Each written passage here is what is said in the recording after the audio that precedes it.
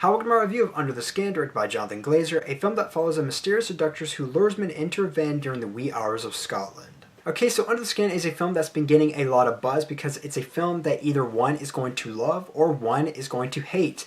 And I can honestly see why, because this is one of the weirdest, most obscure films that one could possibly see all year. Now, one of the many things that makes this film a bit on the different side is that one, it's a bit light on the dialogue, and the dialogue that is present, it's actually quite inaudible. It sounds a lot like gibberish, and there's a reason why. However, saying what that reason is would be a potential spoiler, which obviously I don't do spoilers, so I'm not going to tell you why that is, although that it's been spoiled pretty much everywhere. I don't want to do that here. This film is all about the imagery, and in fact, you could even watch this film muted and still be able to comprehend what's actually going on in the film. However, I would recommend doing that because there's a great score by Michel Faber that fits the film quite perfectly. The score is rich and eerie as all hell, and it really kind of had me on the edge, and I really do think that this is a score that horror movies and thrillers have actually missed. But getting to the meat of this review, like I said in my synopsis, it's about a woman played by Scarlett Johansson who goes around in a van and picks up younger men.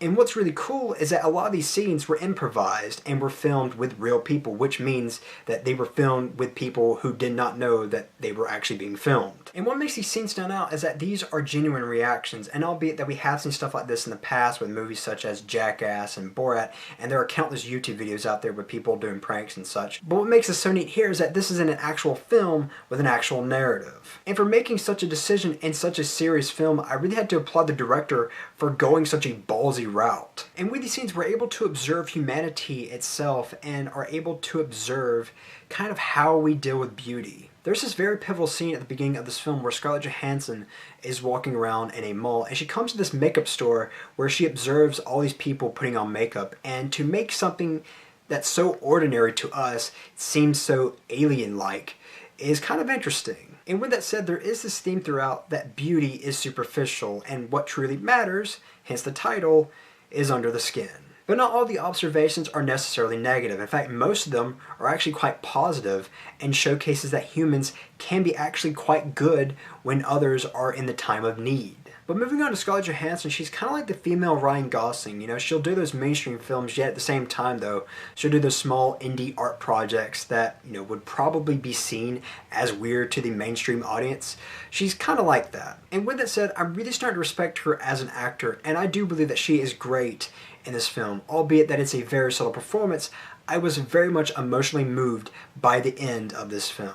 And furthermore, like I said earlier, although this is a very subtle performance, I think this is one of her best performances. But what is perhaps the star of this film is its cinematography. It's immaculate, it's intricate, yet at the same time though, it's actually simple. And depending on the scene, it's gorgeous, it's haunting, and sometimes it's a bit of both. In the film, there are some very epic Steadicam shots that involve motorcycles, but there's also these scenes where the director will just kind of find that right angle or that right shot and just kind of let the scene just sort of play out and do its thing. There are a lot of scenes in this film that feature shots that will just kind of linger on something or someone for an extended period of time. And I really do appreciate that the film is willing to kind of take its time to let the audience observe and sort of take in what they're actually seeing. One of my main problems that I have with a lot of mainstream films these days, and this is something that I've never brought up, is that it really does feel as if a lot of these films feel the need to be very quick and very jumpy with the editing and cutaways, which is something I believe to be quite redundant. I mean, really, what's the point in even filming something if you're just going to cut back and forth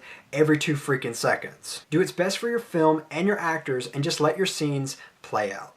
Overall, Under the Skin is a simple film, but with great ambition and filmmaking intelligence. I'm going to give Under the Skin a low 4.5 out of 5. As always, I'm Colyn Kirkland, and thank you so much for watching.